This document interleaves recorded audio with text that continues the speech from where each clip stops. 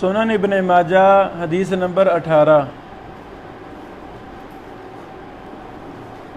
قال حدثنا هشام بن عمار قال حدثنا يحيى بن حمزة قال حدثني برد بن سنان عن إسحاق بن قبيصة عن أبيه أن عبادة بن الصامت الأنصاري النكيب صاحب رسول اللہ صلی اللہ علیہ وسلم غزا مع معاویہ ارض الروم۔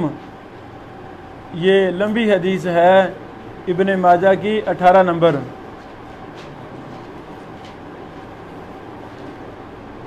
لکھ لیں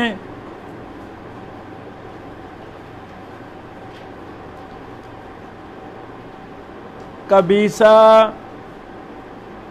کی عبادہ بن صامت سے ملاقات ثابت نہیں ہے، یہ سند منقطع ہے۔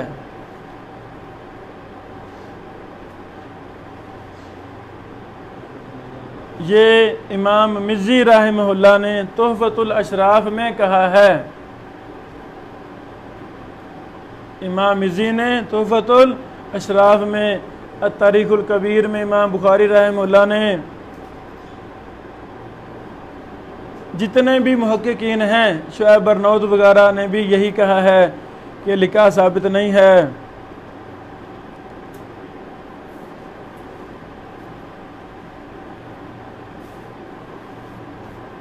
یہ سند کیا ہے؟ منقطع۔ محمد بن علی بن آدم السیوبی حافظہ اللہ و شفا نے بھی اس کی سند کو منقطع کہا ہے، لیکن اس کا صحیح شاہد صحیح مسلم میں ہے۔ صحیح مسلم میں حدیث نمبر 1587۔ صحیح مسلم کے شاہد کی وجہ سے یہ روایت صحیح لغیر ہی ہے، صحیح لغیر ہی ہے۔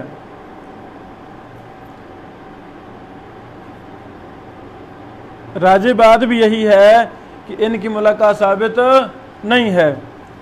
یہ علت دارالسلام میں جو تحقیق ہے شیخ محترم رحمہ اللہ کی، اس میں شیخ صاحب نے یہ علت بیان نہیں کی، ویسے لکھا ہے صحیح، یہ حدیث صحیح ہے، لیکن یہ علت آگے شیخ صاحب نے لکھ دیا ہے کہ اس کے شواہد بھی مسلم میں ہیں۔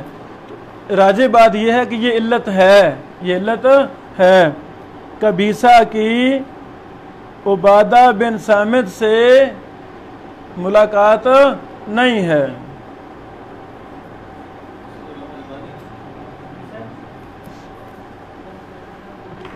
حدیث نمبر 18۔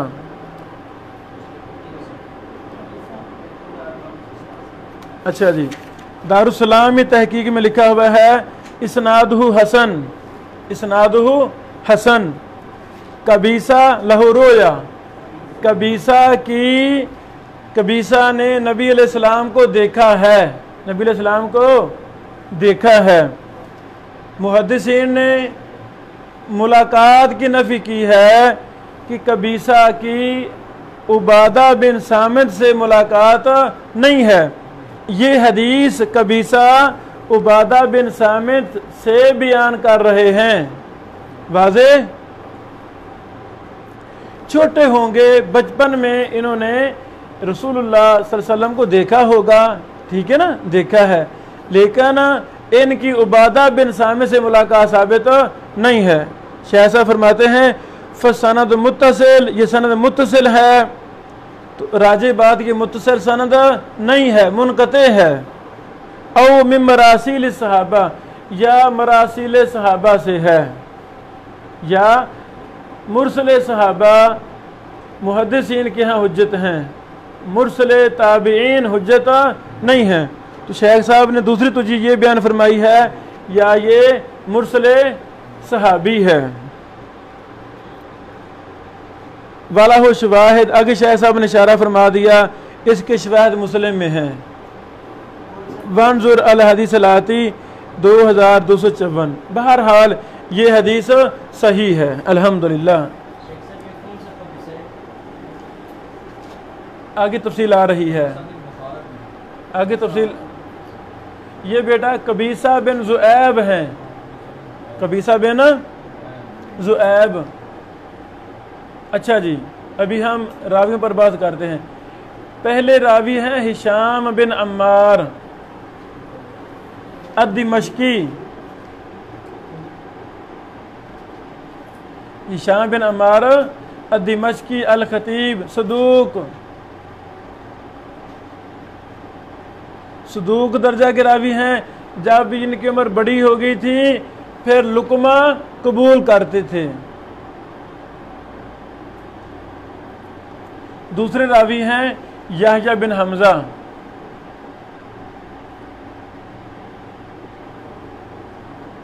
بن واقد الحضرمی، ابو عبد الرحمن الدمشقی، القاضی ثقہ تھے، رومی بالقدر۔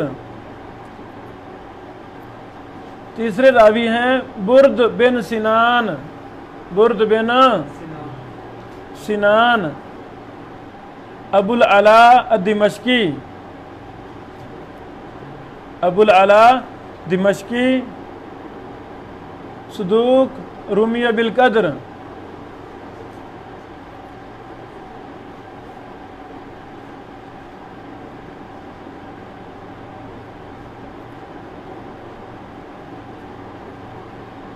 ایک اہم فائدہ نوٹ فرما لیں، اس راوی کو، برد بن سنان راوی کو امام نسائی نے فرمایا لیس بہ باس، لیس بہ باس، لکھ لیں۔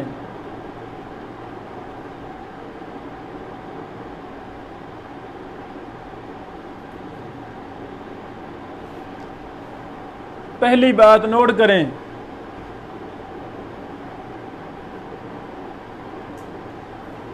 امام نسائی رحمہ اللہ جس کو لیس بہ باس کہیں یا لا باس بہ کہیں،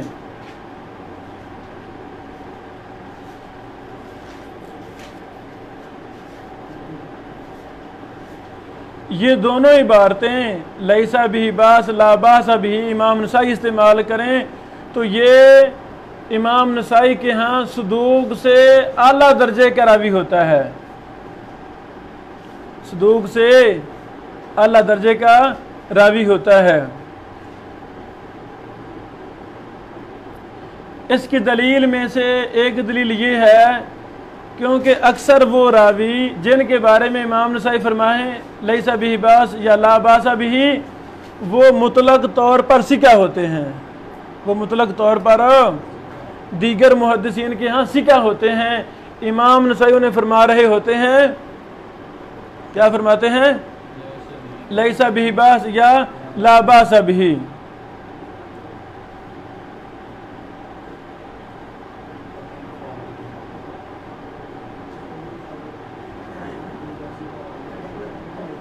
بعض دفعہ امام نسائی ایک جگہ پر راوی کو کہتے ہیں لا باس بہ یا لیس بہ باس، اور دوسری جگہ پر فرما دیتے ہیں ثقۃ۔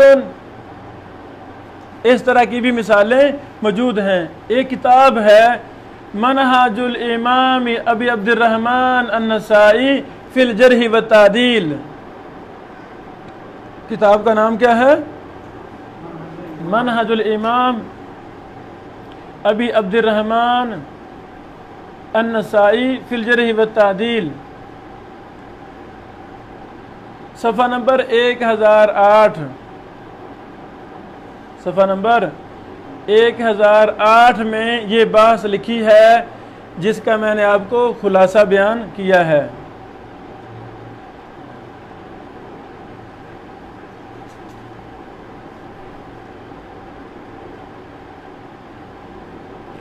ابن حجر اسقلانی رحمہ اللہ نے لکھا ہے کہ لیس بہ باس و لا باس بہ عند النسائی بالتوثیق، لیسا بھی باس ہو یا لا باس بھی ہو، یہ امام نسائی کے ہاں کیا ہوتی ہے؟ توثیق ہوتی ہے۔ ابن حجر عسقلانی رحمہ اللہ نے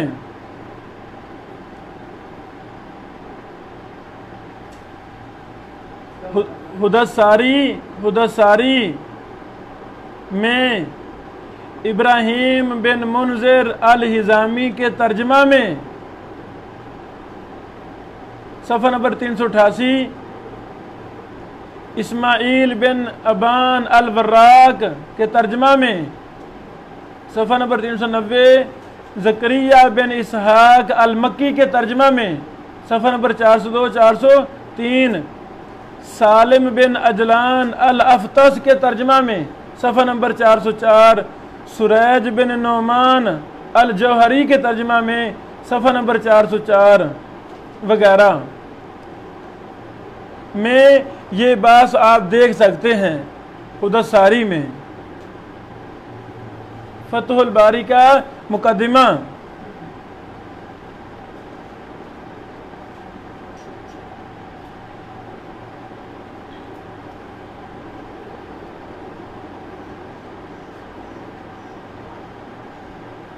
ایک راوی ہیں حسین بن ولید النیسابوری، ان کے بارے میں امام نسائی نے کہا لیسا بھی باس، اور باقی تمام محدثین انہیں مطلق طور پر ثقہ قرار دے رہے ہوتے ہیں۔ تو امام نسائی کے لفظ لیسا بھی باس لا باس بھی کو توثیق کے مخالف سمجھنا نہیں چاہیے، بلکہ یہ بھی مراد توثیق ہی ہوتی ہے۔ سمجھ لگ گیا مسئلہ؟ اچھا بیٹا، اب آتے ہیں مولوی یمانی رحمہ اللہ کی طرف۔ اللہ اکبر۔ ہم پہلے بھی آپ کو گاہے بگاہے قواعد لکھوا رہے ہیں۔ لیسا بھی باس کے متعلق مولوی یمانی لکھتے ہیں، جلد نمبر 11 صفحہ نمبر 113، آثار الشیخ العلامہ عبد الرحمن بن یحییٰ المولوی الیمانی، مسوعہ بڑا، جلد نمبر 11 صفحہ نمبر 113۔ مولوی یمانی فرماتے ہیں وَمِنْ عَادَةِ النَّسَائی توثیق بعض المجاہیل، یہ امام نسائی کی عادت ہے کہ وہ بعض مجہول راویوں کی توثیق کر دیتے ہیں۔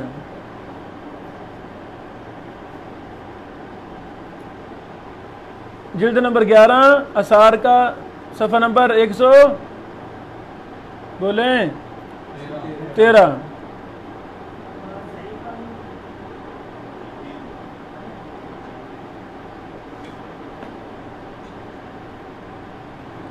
ایک راوی ہے ہانی بن ہانی، ان سے صرف ابو اسحاق نے روایت کیا ہے، کیلے نے، اور ان کے بارے میں ابن المدینی نے کہا مجہول۔ اب امام علی بن مدینی فرما رہے ہیں مجہول، اور اسی راوی کے بارے میں امام نسائی نے کہا لیسا بھی باس، لیسا بھی باس۔ اب ایک مجہول علی بن مدینی کے ہیں مجہول راوی کو امام نسائی فرما رہے ہیں لیسا بھی باس۔ اب جو ہم نے ابھی قاعدہ لکھوایا آپ کو حدث ساری کے حوالہ سے، تو اس کے مطابق تو یہ راوی امام نسائی کے ہاں ثقہ ہونا چاہیے، لیکن یہاں ایسا نہیں ہے۔ وجہ یہ ہے کہ مولوی یمانی رحمہ اللہ نے، ان کا دراسہ تھا جرح و تعدیل کا، زندگی ساری محدثین کی کتب جرح و تعدیل پر ہی گزار دی۔ اللہ اکبر۔ ایڈٹ کیا، ان کی تحقیق کی، ان کو شائع کیا اداروں نے، تو وہ فرما رہے ہیں کہ یہ امام نسائی کی عادت ہے، بعض مجاہیل کو بھی ثقہ قرار دے رہے ہیں۔ یہاں سے دوسرا مسئلہ میں یہ سمجھانا چاہتا ہوں، گویا کہ مولوی یمانی صاحب خود بھی لیسا بھی باس لفظ کو امام نسائی کے ہاں توثیق ہی سمجھتے ہیں، اس لیے کہا نا من عادت النسائی توثیق بعض المجاہیل، امام نسائی نے سکھا تو نہیں کہا، انہوں نے تو کہا لیسا بھی باس، اس سے ثابت ہوا مولوی یمانی رحمہ اللہ بھی لیسا بھی باس کو امام نسائی کی توثیق سمجھتے ہیں۔ واضح؟ اب ایک اور فائدہ، بیٹا التنکیل مجھے جلد نمبر پہلے دینا،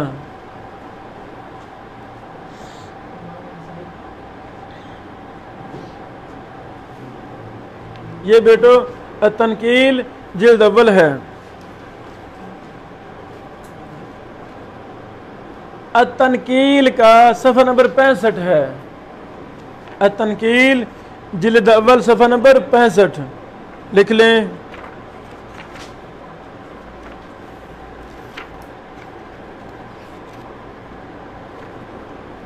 اللہ اکبر،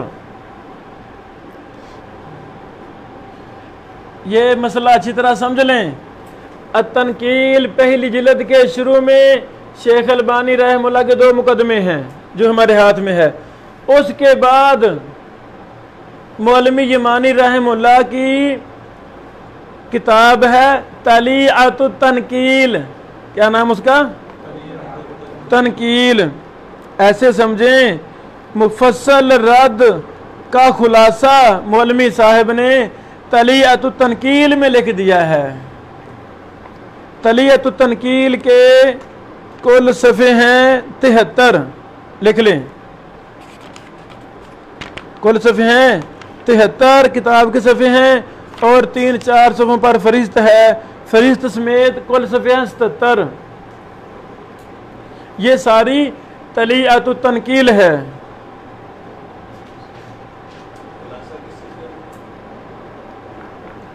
ایک منٹ، التنکیل کا خلاصہ کہہ لیں، مقدمہ کہہ لیں،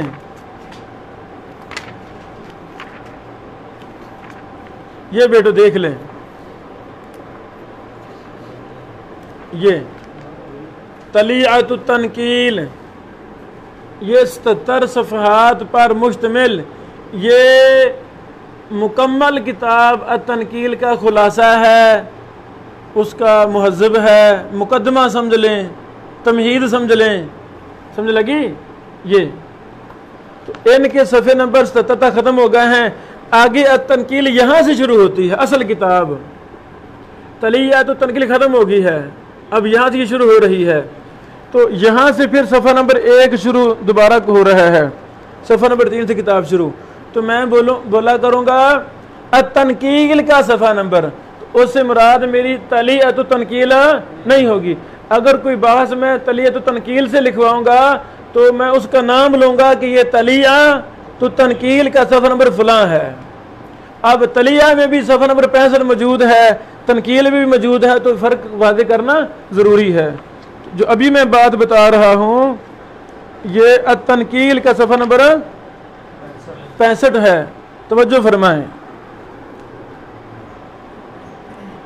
مولوی یمانی رحمہ اللہ ایک اصول پر راویوں کے بارے میں انہوں نے کئی ایک اصول بنائے ہیں، صفحہ نمبر 64 کے آخر میں لکھتے ہیں الخامس، 5واں اصول یہ ہے، جب آپ کسی ترجمہ میں دیکھیں وثقہ فلان او ضعفہ فلان او کذبہ فلان، جب کسی راوی کو کہا جائے نا وثقہ فلان، ضعفہ فلان یا کذبہ فلان، تو آپ فلان کی عبارت کو دیکھیں، تلاش کریں، کیا کریں؟ کبھی کبھی اصل عبارت میں لفظ سکا نہیں ہوتا، کسی محدث لکھ دیا وثقہ فلاں فلاں فلاں، وثقہ نسائی مثال کے طور پر، مولوی صاحب فرما رہے ہیں آپ جب تک فلاں کی توثیق کی اصل عبارت نہیں دیکھتے آپ حتمی فیصلہ نہ کریں، اصل عبارت دیکھیں۔ وجہ کیا ہے؟ کبھی کبھی ایسا ہوتا ہے کہ جس کی طرف توثیق کی نسبت کی جا رہی ہے اس نے سکا کہا ہوتا نہیں، اس نے سکا نہیں کہا ہوتا، اس نے ضعیف نہیں کہا ہوتا، اس نے کذاب نہیں کہا ہوتا، جس کی طرف کذاب کی ضعف کی توثیق نسبت کی جا رہی ہوتی ہے۔ آگے مثالیں دیتے ہیں، فرماتے ہیں فتح الباری کے مقدمہ میں ہے ابراہیم بن سوید بن حیان المدنی کے ترجمہ میں وثقہ ابن معین و ابو زرعہ، کیا ہے بولو؟ وثقہ ابن معین و ابو زرعہ۔ یہ لکھنے والے کون ہیں؟ ابن حجر، اللہ اکبر، لکھنے والے کون ہیں؟ ابن حجر۔ پھر فرماتے ہیں والذی فی ترجمتہ من التہذیب، ابن حجر نے کہا وثقہ ابن معین و ابو زرعہ، لیکن جب ہم نے تہذیب میں یہی ترجمہ دیکھا، تہذیب و تہذیب میں، تو وہاں لکھا تھا قال ابو زرعہ لیس بہ باس۔ حدثاری میں لکھا ہے وثقہ ابن معین و ابو زرعہ، تو تہذیب میں لکھا ہے ابو زرعہ نے کہا لیس بہ باس۔ آگے سمجھو، آگے سمجھو۔ یہ ایک مثال ہے جہاں پر ہم آپ سے یہ گزارش کرنا چاہتے ہیں، مزید تفصیل میں مولوی رحمہ اللہ نے کی بڑا اچھا قاعدہ بیان کیا ہے، ہمیں اصل عبارت دیکھنی چاہیے نسبت کرتے وقت۔ اب ہم اللہ ہمیں وقت دے، ہم اس پر دراسہ کریں کہ ابو زرعہ نے کیا اس راوی کو واقعتاً لیس بہ باس کہا ہے؟ ایک دوسرا سوال یہ ہے کیا ابو زرعہ نے اپنے کسی بھی روایت میں یا کسی قول میں ان کو سکا نہیں کہا؟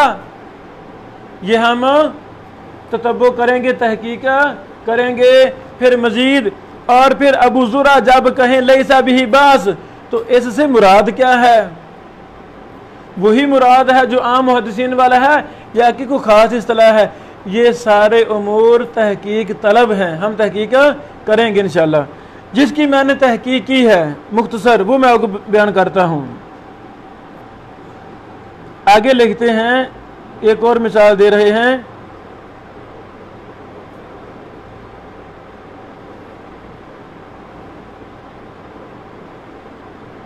اچھا جی، فی المقدمہ فی ترجمات ابراہیم ابن المنذر الحزامی کے ترجمہ میں ہے حدثاری میں وثقہ ابن معین، آگے 3 نقطے ہیں، والنسائی، کہتے ابن معین نے سکا کہا ہے اور امام نسائی نے بھی سکا کہا ہے۔ فرماتے ہیں والذی فی ترجمتہ من التہذیب، لیکن جب ہم نے اس کے ترجمے کو تہذیب میں دیکھا، تہذیب و تہذیب میں، تو تہذیب میں لکھا ہوا ہے قال النسائی لیس بہ باس، امام نسائی نے کہا لیس بہ باس، لیس بہ باس۔ یہ تنقیل کا صفحہ نمبر 65 ہے، پہلی جلد ہے۔ تو ہم یہ گزارش کرتے ہیں کہ امام ابن حجر اسقلانی نے حدثاری کے مقدمہ میں وضاحت کر دی ہے کہ ابن حجر رحمہ اللہ کا عموماً اکثر لیس بہ باس کہنا، لا باس بہ باس کہنا، یہ توثیق ہی ہے۔ تو ابن حجر کی ہاں لیس بہ باس توثیق ہے، اس لیے انہوں نے وثقہ ابن معین وغیرہ وغیرہ والنسائی لکھ دیا ہے۔ یا تو ہونا کہ ابن حجر کی تحقیق میں لیس بہ باس توثیق مراد نہ ہو، ابن حجر کی تحقیق میں امام نسائی کے لیس بہ باس لا باس بہ سے کیا مراد ہے؟ توثیق ہی۔ تو ابن حجر رحمہ اللہ نے اپنی مراد کو سامنے رکھتے ہوئے لکھ دیا ہے وثقہ ابن معین نقطے نقطے والنسائی۔ تو ابن حجر کا یہ لکھنا ٹھیک ہے، کیونکہ لیس بہ باس مراد بھی کیا ابن حجر کی توثیق، تو ان کے ہاں یہ لکھنا صحیح ہے۔ بہرحال یہ شیخ مولوی رحمہ اللہ کا نقطہ بہت اہم ہے کہ ہمیں اصل عبارت کو ضرور دیکھنا چاہیے، جہاں پر انہوں نے کئی ایک مثالیں آگے لکھی ہیں، 1.5 صفحے پر یہی مثالیں دی ہیں اسی مسئلہ میں۔ اللہ تعالیٰ شیخ کو جزائے خیر عطا فرمائے۔ جی بیٹا، ہاں جی، نقطوں کا مطلب ہے یہاں اور بھی نام ہیں، 2 4 10 نام اور بھی ہیں، ایک مثال، تو عبارت کو مختصر کرنا ہے، پہلا نام لے لیا ہے اور نسائی کا مطلوب باقی عبارت کو حذف کر دیا ہے۔ اچھا اگلے راوی ہیں اسحاق بن قبیصہ بن زؤیب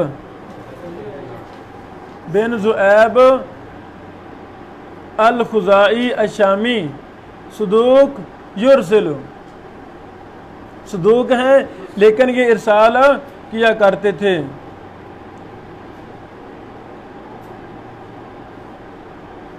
پانچویں راوی ہیں ان کے باپ کا نام ہے قبیصہ بن زؤیب، باپ کا کیا نام ہے؟ قبیصہ بن زؤیب ابن حلحہ، ہا لام ہا گولتا، حلحہ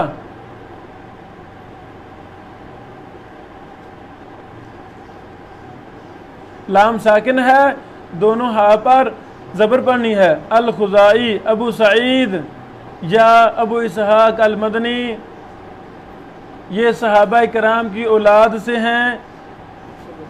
ولید عام الفتح والا ہو رویا، عام الفتح میں یہ پیدا ہوئے اور انہوں نے نبی کریم صلی اللہ علیہ وسلم کو دیکھا ہے۔ بچے ہوں گے نا، چھوٹے سے بچے ہوں گے جس طرح بچے دیکھ لیتے ہیں۔ بہرحال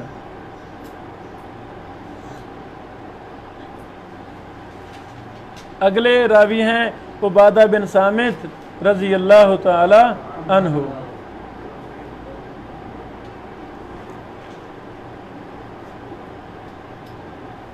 جیسے ہم نے پہلے بیان کیا، قبیصہ لم یلقا عبادہ، قبیصہ یہ عبادہ بن صامت کو ملاقات نہیں ملے، تو ہاں جی شاباش، جیسے شیخ صاحب نے فرمایا یہ مرسل صحابی ہے، یہ مرسل صحابی ہے۔ اس سند کو منقطع بھی مانے نہیں ملاقات سے، لیکن مرسل تو ہے نا، قبیصہ بھی رویت ثابت ہے، قبیصہ کی رویت ثابت ہے، کوئی مسئلہ نہیں ہے، اور اس کا شاہد بھی صحیح موجود ہے، یہ حدیث صحیح ہے۔ ہاں جی ہاں، بہرحال جو میں نے مطالعہ کیا ہے کسی نے بھی اس کو مرسل صحابی نہیں بنایا شیخ صاحب کے سوا۔ مثلا یہ ابھی میرے سامنے جو میری تحقیقات ہے میرے سامنے، وہ سب یہی لکھ رہے ہیں اسنادہ ضعیف لانقطاعہ، قبیصہ بن زؤیب لم یسمع من عبادہ بن صامت، واللہ اعلم بالصواب۔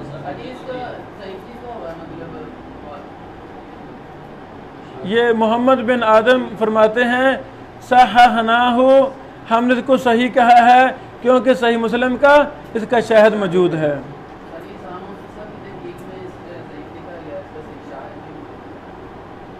اچھا شاباش، وہ ہم نے تفصیل بیان کر دی تھی، صحیح بخاری میں بھی شاہد ہیں، مسلم میں بھی شاہد ہیں، مسلم کا ہم نمبر لکھوا دیا تھا، مسلم کا۔ اسی کے ساتھ ہماری یہ حدیث ختم ہوئی، 18 نمبر۔ بارک اللہ فیکم۔